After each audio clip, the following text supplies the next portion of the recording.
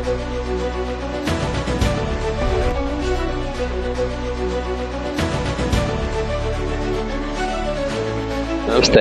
ನಾನು ಹೆಸರು doctor K C Veeranna, ಕುಲಪತಿಗಳು ಕರ್ನಾಟಕ ಪಶುವೈದ್ಯಕೀಯ ಪಶು ಮತ್ತು ಮೀನುಗಾರಿಕೆ ವಿಜ್ಞಾನಗಳ ವಿಶ್ವವಿದ್ಯಾಲಯ ಬೀದರ್. ಈ ದಿವಸ ನಮ್ಮ ಕರ್ನಾಟಕ ಪಶುವೈದ್ಯಕೀಯ ಮತ್ತು ಮೀನುಗಾರಿಕೆ ವಿಜ್ಞಾನಗಳ ವಿಶ್ವವಿದ್ಯಾಲಯದ ಪ್ರತಿಷ್ಠಿತ ಅಂಗಸಂಸ್ಥೆಯಾಗಿರ್ತಕ್ಕಂಥ ಪಶು ಆರೋಗ್ಯ ಮತ್ತು ಜೈವಿಕ ಸಂಸ್ಥೆಯ ಒಂದು ಶತಮಾನೋತ್ಸವ ಸಂಭ್ರಮದ ಕಾರ್ಯಕ್ರಮವನ್ನು ಆಚರಣೆ ಮಾಡ್ತಾ ಇದ್ದೀವಿ. ಈ ಒಂದು ಸಂಸ್ಥೆ 1926 ಜೂನ್ 5ರಂದು ಇಲ್ಲಿ ನಮ್ಮ ಹೆಬ್ಬಾಳದಲ್ಲಿ ಸಿರಮ್ ಇನ್ಸ್ಟಿಟ್ಯೂಟ್ ಅಂತ ಪ್ರಾರಂಭ ಆಯಿತು. ಇದನ್ನು ಅಂದಿನ ನಮ್ಮ ಮೈಸೂರು ಮಹಾರಾಜರ ನಾಲ್ವಡಿ ಕೃಷ್ಣರಾಜರ ಅಮೃತ ಹಸ್ತದಿಂದ ಇದು ಉದ್ಘಾಟನೆ ಆಯಿತು. ಇದರ ಉದ್ದೇಶ, ಆಗ ನಮ್ಮ ಜಾನುವಾರುಗಳಿಗೆ ದೊಡ್ಡ ರೋಗ ಅಂತ ಹೇಳ್ತೀವಿ, ಅದು ಇಂಗ್ಲೀಷ್ನಲ್ಲಿ ಇಂಡರ್ಪೆಸ್ಟ್ ಅಂತ ಹೇಳ್ತೀವಿ, ಆ ರೋಗ ತುಂಬ ಹೆಚ್ಚಾಗಿ ಜಾನುವಾರುಗಳು ಎಲ್ಲಂದರಲ್ಲೇ ಸಾಯ್ತಾ ಇತ್ತು. ಸೊ ಅವುಗಳ ಒಂದು ಈ ರೋಗದ ನಿಯಂತ್ರಣಕ್ಕೋಸ್ಕರ ಹೈಪರ್ ಇಮ್ಯೂನ್ ಸಿರಮ್ ಅಂತಕ್ಕಂಥದ್ದನ್ನು ಪ್ರೊಡ್ಯೂಸ್ ಮಾಡಿ ಆ ರೋಗ ನಿಯಂತ್ರಣ ಮಾಡಲಿಕ್ಕೆ ಈ ಸಂಸ್ಥೆ ಪ್ರಾರಂಭ ಆಯಿತು. ತದನಂತರ ಇದುವರೆಗೂ ಅಲ್ಲಿಂದ ಇಲ್ಲಿವರೆಗೂ ಬೆಳೆದು ಬಿಟ್ಟು ಈಗ ಅದನ್ನು ನಾವು institution of animal health and veterinary biologicals ಅಂದರೆ ಪಶು ಆರೋಗ್ಯ ಮತ್ತು ಜೈವಿಕ ಸಂಸ್ಥೆ ಅಂತ ಹೆಸರು ಬದಲಾವಣೆಯಾಗಿ ಸಾಕಷ್ಟು ಸೇವೆಯನ್ನು ಸಮಾಜಕ್ಕೆ ಮಾಡಿದೆ.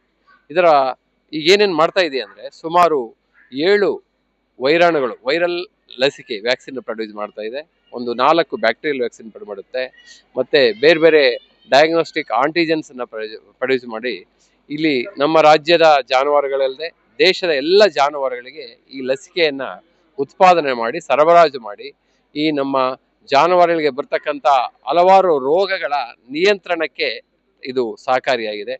ಅದರಲ್ಲೂ ವಿಶೇಷವಾಗಿ PPR ರೋಗ, ಇದಕ್ಕೆ ದೇಶಾದ್ಯಂತ ನಮ್ಮ ಲಸಿಕೆ ಹೋಗ್ತಾ ಇದೆ.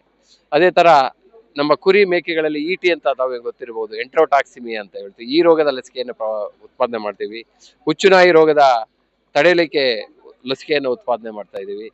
ಅದೇ ರೀತಿ ನಮ್ಮ ಸ್ವೈನ್ ಫೀವರ್, ಹಂದಿಗಳಲ್ಲಿ ಬರ್ತಕ್ಕಂಥ ಸ್ವೈನ್ ಫೀವರ್ ರೋಗಕ್ಕೆ ನಾವು ಲಸಿಕೆಯನ್ನು ಉತ್ಪಾದನೆ ಮಾಡ್ತೀವಿ. ಇತ್ತೀಚೆಗೆ ನಮಗೆ ಗೊತ್ತಿರ್ಬೋದು ಲಂಪಿ ಸ್ಕಿನ್ ಡಿಸೀಸ್ ಅಂತ, ಚರ್ಮಗಂಟು ರೋಗ ಅಂತ ಹೇಳ್ತೀವಿ, ಆ ರೋಗ ಬಂದು ಸಾಕಷ್ಟು ಜಾನುವಾರುಗಳು ಸತ್ತೋಯ್ತು. ಸೊ ಅದಕ್ಕೆ ನಮ್ಮಲ್ಲಿ ಇರ್ತಕ್ಕಂಥ ಗೋಟ್ ಪ್ಯಾಕ್ಸ್ ವ್ಯಾಕ್ಸಿನ್ ಕೊಟ್ಟು ಆ ರೋಗ ನಿಯಂತ್ರಣ ಮಾಡಿದ್ದೀವಿ. ಈಗ ಅದರದೇ ಒಂದು ಲಸಿಕೆಯನ್ನು ಉತ್ಪಾದನೆ ಮಾಡಲಿಕ್ಕೆ ಈಗ ರೆಡಿಯಾಗಿ ಇದು ರಿಲೀಸ್ ಮಾಡೋ ಹಂತದಲ್ಲಿ ಇದೆ. ಮತ್ತು ಅದೇ ಥರ ಮೈಕೋಪ್ಲಾಸ್ಮೋಸಿಸ್ಗೆ ನಾವು ಸಂಶೋಧನೆ ಮಾಡ್ತಾ ಇದ್ದೀವಿ. ಸೊ ಈ ರೀತಿ ಹಲವಾರು ಲಸಿಕೆ ಮತ್ತು ಈ ಏನು ಡಯಾಗ್ನೋಸ್ಟಿಕ್ಸನ್ನು ರೈತರಿಗೆ ಕೊಡ್ಮಾಡ್ತಾ ಇದ್ದೀವಿ. ಇದರ ಜೊತೆಗೆ ನಮ್ಮ ಈ ಒಂದು ಕೇಂದ್ರದ ಲ್ಯಾಬ್ಗಳು, ಡಯಾಗ್ನೋಸ್ಟಿಕ್ ಲ್ಯಾಬ್ಗಳೇನಿದ್ದಾವೆ, ಈಗಾಗಲೇ 13 ಜಿಲ್ಲೆಗಳಲ್ಲಿ ಕಾರ್ಯನಿರ್ವಹಿಸ್ತಾ ಇದ್ದಾವೆ. ಅಲ್ಲಿ ರೈತರ ಜಾನುವಾರುಗಳ ರೋಗ ಬಂದರೆ ಆ ರೋಗಗಳಿಗೆ ಕನ್ಫರ್ಮೇಷನ್ ಮಾಡೋಕ್ಕೋಸ್ಕರ ಸ್ಯಾಂಪಲ್ಗಳನ್ನು ಈ ಲ್ಯಾಬ್ಗಳಿಗೆ ಕಳಿಸ್ತಾರೆ. ಈ ರೋಗಗಳ ಸ್ಯಾಂಪಲನ್ನು ಪರೀಕ್ಷೆ ಮಾಡಿ ಅವರಿಗೆ ಇಂಥ ರೋಗ ಇದೆ, ಇಂಥ ರೋಗ ನಿವಾರಣೆ ಮಾಡಬೇಕು, ನಿಯಂತ್ರಣ ಮಾಡಬೇಕು ಅಂತ ನಾವು ಮಾಹಿತಿಯನ್ನು ಕೊಡ್ತೀವಿ. ಅದೇ ರೀತಿ SRDDL ಅಂತ ಇದೆ ನಮ್ಮಲ್ಲಿ. SRDDL ಅಂದರೆ ಸದರ್ನ್ ರೀಜನಲ್ ಡಯಾಗ್ನೋಸ್ಟಿಕ್ ಲ್ಯಾಬೊರೇಟರೀಸ್ ಅಂತ. ಇದರ ಮುಖ್ಯ ಉದ್ದೇಶ ಅಂದರೆ ನಮ್ಮ ಇಡೀ ರಾಜ್ಯದಲ್ಲಿ ಈ ಡಿಸೀಸ್ ಮಾನಿಟರಿಂಗ್ ಆ್ಯಂಡ್ ಸರ್ವೆಲೆನ್ಸನ್ನು ಯಾವ ರೀತಿ ಮಾಡಬೇಕು, ಇದರ ಡೇಟಾವನ್ನು ನಾವು ಭಾರತ ಸರ್ಕಾರಕ್ಕೆ ಶೇರ್ ಮಾಡ್ತಕ್ಕಂಥದ್ದು, ಮತ್ತು ಡಯಾಗ್ನೋಸಿಸ್ಗೆ ಯಾವ ರೀತಿ ರೋಗ ನಿರ್ಧಾರ ಮಾಡ್ತಕ್ಕಂಥದ್ದಕ್ಕೆ, ಮತ್ತು ಫೋರ್ಕಾಸ್ಟಿಂಗ್ ಆಫ್ ಡಿಸೀಸಸ್, ಮುಂದೆ ಯಾವ ರೋಗ ಬರ್ಬೋದು, ನಾವು ಹೇಳ್ತೀವಿ ಸಾಮಾನ್ಯವಾಗಿ ಎಮರ್ಜಿಂಗ್ ಆ್ಯಂಡ್ ರೀಮರ್ಜಿಂಗ್ ಡಿಸೀಸಸ್ ಅಂತ ಹೇಳ್ತೀವಿ. ಸೊ ಈ ನಿಟ್ಟಿನಲ್ಲಿ ಈ ಕೆಲಸಗಳನ್ನು ನಮ್ಮ ಈ ಸಂಸ್ಥೆ ಮಾಡ್ತಾ ಇದೆ. ಇದರ ಜೊತೆಗೇ ನಾವು ಸಂಶೋಧನೆಯನ್ನು ಸಹ ಈ ಒಂದು ಇನ್ಸ್ಟಿಟ್ಯೂಟಲ್ಲಿ ಮಾಡ್ತಾ ಇದ್ದೀವಿ. ಸಂಶೋಧನೆ ಅಂದರೆ ನಮ್ಮ ಜಾನುವಾರು ಸಾಕ್ತಕ್ಕಂಥ ಮಾಲೀಕರಿಗೆ, ಜಾನುವಾರುಗಳಿಗೆ ಏನು ಸಮಸ್ಯೆ ಇದೆ, ಆ ಸಮಸ್ಯೆಗೆ ಅನುಗುಣವಾಗಿ ಸಂಶೋಧನೆಯನ್ನು ಮಾಡಿ ಆ ಸಂಶೋಧನೆ ಮುಖಾಂತರ ರೈತರಿಗೆ ಒಂದು ಸೊಲ್ಯೂಷನ್ಸ್ ಅಂದರೆ ಪರಿಹಾರವನ್ನು ಕೊಡಲಿಕ್ಕೆ ಈ ಸಂಶೋಧನೆಗಳು ಬಹಳ ಪರಿಣಾಮಕಾರಿಯಾಗಿ ಕೆಲಸ ಮಾಡ್ತಾ ಇದ್ದಾವೆ. ಸೊ ಈಗ ನಮಗೆ ಒಂದು ಬಹಳ ಯೂನಿವರ್ಸಲ್ ಇನ್ಫ್ಲೂಯೆಂಜಾ ವ್ಯಾಕ್ಸಿನ್ ಮಾಡ್ತಕ್ಕಂಥ ಒಂದು ಯೋಜನೆ ಸಿಕ್ಕಿದೆ. ಅದು ನಮ್ಮ ತಮಗೆ ಗೊತ್ತಿದೆ ICMR, Indian council of medical ರಿಸರ್ಚ್ನಿಂದ ಸುಮಾರು 3.5 ಕೋಟಿಯಷ್ಟು ಅನುದಾನ ಸಿಕ್ಕಿದೆ ಆ ವ್ಯಾಕ್ಸಿನ್ ಅಭಿವೃದ್ಧಿಪಡಿಸಿ ಮಾಡಲಿಕ್ಕೆ. ನಮಗೆ ಆ ವ್ಯಾಕ್ಸಿನನ್ನು ನಾವು ಮಾಡ್ತಿದ್ದೀವಿ, mRNA ವ್ಯಾಕ್ಸಿನ್ ಅಂತ ಹೇಳ್ತೀವಿ. ಅದೇ ರೀತಿ ನಾವು ಒನ್ ಹೆಲ್ತ್ ಅಂತ ಹೇಳ್ತೀವಿ, ಪ್ರಾಣಿಗಳ ಆರೋಗ್ಯ, ಮನುಷ್ಯನ ಆರೋಗ್ಯ ಮತ್ತು ಪರಿಸರದ ಆರೋಗ್ಯ, ಈ ಮೂರನ್ನು ಕಾಪಾಡಣೆ ಮಾಡಲಿಕ್ಕೆ ನಮ್ಮ ವಿಶ್ವವಿದ್ಯಾಲಯದ ಎಲ್ಲ ಸಂಸ್ಥೆಗಳಲ್ಲೂ ಈ ಪ್ರಾಜೆಕ್ಟ್ ಇದೆ. ಅಂತ ಒಂದು ಪ್ರಾಜೆಕ್ಟ್ ಇಲ್ಲಿನೂ ಇದೆ, ಈ ಸಂಸ್ಥೆಯಲ್ಲೂ ಇದೆ. ಅದರಿಂದ ಈ ರೋಗ ಒಂದು ಸಾರ್ವಜನಿಕ ಆರೋಗ್ಯಕ್ಕೂ ಸಹ ಇದು ಒತ್ತನ್ನು ಕೊಡ್ತಾ ಇದೆ. ಇದರ ಜೊತೆಗೇನೆ ನಮ್ಮ ಈ ಇನ್ಸ್ಟಿಟ್ಯೂಟಿಂದ ರೈತರಿಗೆ, ಜಾನುವಾರುಗಳಿಗೆ ಏನಾದರೂ ಕಾಯಿಲೆ ಬಂತು, ಸಡನ್ನಾಗಿ ಅನಿಮಲ್ಗಳು ಸತ್ತೋದು, ಎಮರ್ಜೆನ್ಸೀಸ್ ಅಂತ ಹೇಳ್ತೀವಿ, ಅಲ್ಲಿಗೆ ತಕ್ಷಣ ನಮ್ಮ ತಂಡ ಭೇಟಿ ಕೊಟ್ಟು ಅಲ್ಲಿ ಏನು ರೋಗ ತಪಾಸಣೆ, ಅಲ್ಲಿ ಬಂದಿರತಕ್ಕಂಥ ಪೋಸ್ಟ್ ಮಾರ್ಟಮ್ ಮಾಡಿ ಅಲ್ಲಿಂದ ಸ್ಯಾಂಪಲ್ಗಳು ತಂದು ಏನು ರೋಗ ಬಂದಿದೆ ಅಂತಕ್ಕಂಥದ್ದನ್ನು ಕಂಡುಹಿಡಿದು ಅದಕ್ಕೆ ತಕ್ಷಣ ನಮ್ಮ ಪಶುಪಾಲನಾ ಇಲಾಖೆ ಇರ್ಬೋದು, KMF ಕರ್ನಾಟಕ ಮಿಲ್ಕ್ ಫೆಡರೇಷನ್ ಅವರ ಸಹಕಾರದೊಂದಿಗೆ ಈ ರೋಗ ನಿಯಂತ್ರಣಕ್ಕೆ ಇಮಿಡಿಯೇಟ್ ಮೆಜರ್ಸ್ ತಗೊಳ್ಳಿಕ್ಕೆ ಈ ಸಂಸ್ಥೆ ಸದಾ ಸಿದ್ಧವಾಗಿರುತ್ತೆ. ಇದರ ಜೊತೆಗೇನೆ ನಾವು ರೈತರಿಗೋಸ್ಕರ ಎಕ್ಸ್ಟೆನ್ಷನ್ ಆಕ್ಟಿವಿಟೀಸ್ ವಿಸ್ತರಣಾ ಚಟುವಟಿಕೆಗಳನ್ನು ಮಾಡ್ತಿದೆ ಈ ಸಂಸ್ಥೆ. ಏನಾಗುತ್ತಪ್ಪ ಅಂತಂದ್ರೆ ರೈತರಿಗೆ ಇತ್ತೀಚಿನ ದಿನಗಳಲ್ಲಿ ಏನೇನು ಹೊಸ ಟೆಕ್ನಾಲಜಿ ಬಂದಿದೆ, ಅದರಲ್ಲೂ ವಿಶೇಷವಾಗಿ ರೋಗವನ್ನು ನಿಯಂತ್ರಣ ಮಾಡಲಿಕ್ಕೆ, ರೋಗ ಬರದಂತೆ ತಡೆಗಟ್ಟಲಿಕ್ಕೆ ರೈತರು ಏನು ಮಾಡಬೇಕು, ಅದಕ್ಕೆ ಬೇಕಾಗಿರ್ತಕ್ಕಂಥ ಅಡ್ವೈಸರಿ ಸರ್ವಿಸಸ್ ಅಂತ ಹೇಳ್ತೀವಿ, ಆ ಸುಧಾರಿತ ಪಶುಪಾಲನಾ ಪದ್ಧತಿಗಳ ಬಗ್ಗೆ ಮಾಹಿತಿಯನ್ನು ಕೊಡ್ತಾ ಇದ್ದಾರೆ. ಜೊತೆಗೆ ನಾವು ಒಂದಲ್ಲಿ ಗ್ರಾಮಗಳನ್ನು ಅಡಾಪ್ಟ್ ಮಾಡ್ಕೊಂಡು ಆ ಗ್ರಾಮಗಳಿಗೆ ಹೋಗಿ ವಿಶೇಷವಾಗಿ ಜಾನುವಾರುಗಳಿಗೆ ಬೇಕಾಗಿರ್ತಕ್ಕಂಥ ರೋಗಗಳ ಬಗ್ಗೆ, ರೋಗ ಪತ್ತೆ ಹಚ್ಚುವಿಕೆ ಬಗ್ಗೆ, ರೋಗ ನಿಯಂತ್ರಣದ ಬಗ್ಗೆ ಮಾಹಿತಿಯನ್ನು ಕೊಡ್ತಾ ಇದ್ದೀವಿ. ಇದರ ಜೊತೆಗೆ ನಮ್ಗೆ ಇನ್ನೊಂದು ಬಹಳ ಮುಖ್ಯವಾದಂದ್ರೆ, ಈಗ ನಮ್ಮ ಪಶುಪಾಲನಾ ಪಶುವೈದ್ಯಕೀಯ ಸೇವಾ ಇಲಾಖೆ ಇದೆ, ಮತ್ತೆ ಅನಿಮಲ್ ಹಸ್ಬೆಂಡ್ರಿ ಜೊತೆಗೆ ಎಲ್ರಿಗೂ ನಮಸ್ಕಾರ. ನಾನು ಡಾಕ್ಟರ್ ಡಿ ರತ್ನಮ್ಮ, ನಿರ್ದೇಶಕರು ಪಶು ಆರೋಗ್ಯ ಮತ್ತು ಜೈವಿಕ ಸಂಸ್ಥೆ ಹೆಬ್ಬಾಳ, ಬೆಂಗಳೂರು. ಇಲ್ಲಿ 2 ವರ್ಷದಿಂದ ಕೆಲಸ ಮಾಡ್ತಾ ಇದ್ದೀನಿ.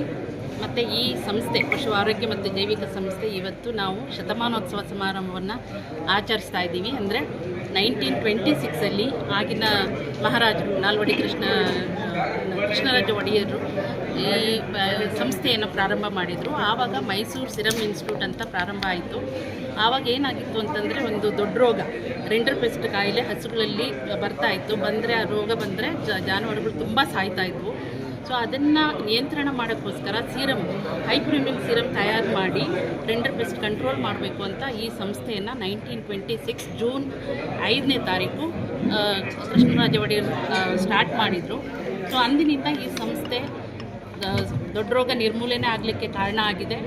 ಮತ್ತು 1978 ಈ ಮೈಸೂರು ಸಿರಮ್ ಇನ್ಸ್ಟಿಟ್ಯೂಟ್ ಅಂತ ಏನಿತ್ತು, ಇದು ಆಮೇಲೆ ಪಶು ಆರೋಗ್ಯ ಮತ್ತು ಜೈವಿಕ ಸಂಸ್ಥೆ, institute of animal health and veterinary biologicals ಅಂತ ಅಂಡರ್ ಸೊಸೈಟಿ ಆ್ಯಕ್ಟ್ ರಿಜಿಸ್ಟರ್ ಆಗಿ ಆಟೋನಮಸ್ ಬಾಡಿಯಾಗಿ, ಆಮೇಲೆ ಈ ಬೇರೆ ಬೇರೆ ಹಸುಗಳು ಜಾನುವಾರುಗಳಲ್ಲಿ ಬೇರೆ ಬೇರೆ ಕಾಯಿಲೆಗಳಿಗೆ, ಬ್ಯಾಕ್ಟೀರಿಯಾ, ವೈರಲ್ ಡಿಸೀಸಸ್ ಕಾಯಿಲೆಗಳಿಗೆ ಲಸಿಕೆ ತಯಾರು ಮಾಡೋದಕ್ಕೆ ಪ್ರಾರಂಭ ಮಾಡಿತು. ಅತಿ ಮುಖ್ಯವಾಗಿ ಜಾನುವಾರಿಗೆ ಸಂಬಂಧಪಟ್ಟ ಲಸಿಕೆ ಒಂದು 10 ಲಸಿಕೆಗಳನ್ನು ತಯಾರು ಮಾಡ್ತಾ ಇದ್ದೀವಿ ಇಲ್ಲಿ ಪಶು ಆರೋಗ್ಯ ಮತ್ತು ಜೈವಿಕ ಸಂಸ್ಥೆಯಲ್ಲಿ. 5 ಬ್ಯಾಕ್ಟೀರಿಯಲ್ಲು, 5 ವೈರಲ್ ವ್ಯಾಕ್ಸಿನ್ಸು. ಮತ್ತು ಈ ಲಸಿಕೆಗಳನ್ನು ನಾವು ಪಶುಪಾಲನಾ ಮತ್ತು ಪಶುವೈದ್ಯಕೀಯ ಸೇವಾ ಇಲಾಖೆಗೆ ರೈತರಿಗೆ ಫ್ರೀ ಆಫ್ ಕಾಸ್ಟಲ್ಲಿ ವ್ಯಾಕ್ಸಿನ್ನ ಕೊಡ್ತಾ ಇದ್ದೀವಿ. ಮತ್ತು ಅಲ್ಲಿನ ಪಶುವೈದ್ಯರು ಎಲ್ಲ ಹಸುಗಳಿಗೆ, ಜಾನುವಾರುಗಳಿಗೆ ಈ ಲಸಿಕೆಯನ್ನೆಲ್ಲ ಕೊಟ್ಬಿಟ್ಟು ಈ ರೋಗಗಳನ್ನು ಕಂಟ್ರೋಲ್ ಮಾಡೋದಕ್ಕೆ, ನಿಯಂತ್ರಣ ಮಾಡೋದಕ್ಕೆ ಸಾಧ್ಯ ಆಗಿದೆ. ಹಾಗೆ ಸುಮಾರು ರೋಗಗಳನ್ನು ಕೂಡ ನಾವು ನಿಯಂತ್ರಣದಲ್ಲಿ ಇಟ್ಟಿದ್ದೀವಿ.